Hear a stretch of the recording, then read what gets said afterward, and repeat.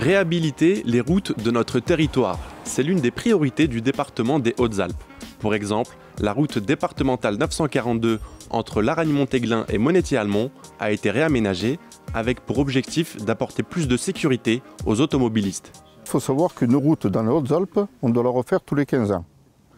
Et si on continuait sur un budget de 4,5 millions par an, il fallait qu'on refasse nos routes tous les 30 ans. Donc on hypothéquait l'avenir en faisant comme ceci. C'est pour ça que je demandais qu'on augmente notre budget de revêtement. Et là maintenant on peut dire qu'on revient dans une moyenne à peu près normale. C'est-à-dire qu'avec 10 millions d'euros par an, on arrive à refaire notre réseau départemental tous les ans.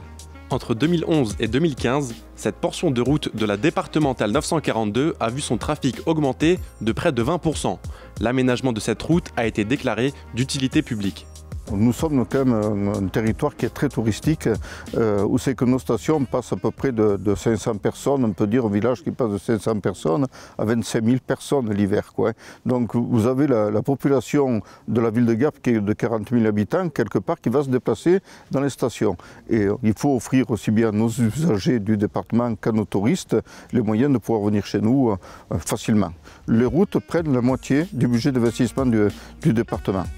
En plus d'offrir plus de sécurité aux automobilistes, la fin du chantier sur la départementale 942 a permis aux habitants de Ventavon de réduire leur temps de trajet pour rejoindre Laragne-Montéglin. Pour nous, c'est très important parce que nous attendions la fin de ce chantier depuis plus d'une quinzaine d'années.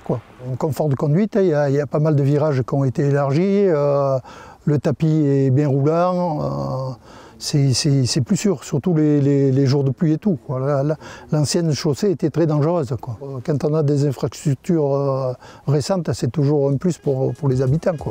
L'ensemble des travaux menés sur cette route départementale ont été confiés à des entreprises 100% Haut-Alpines.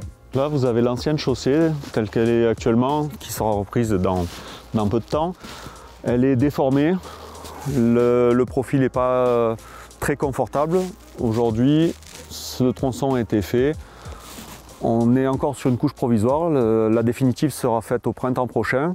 Mais on a un tracé qui est beaucoup plus confortable, que ce soit au niveau de la circulation que de la sécurité.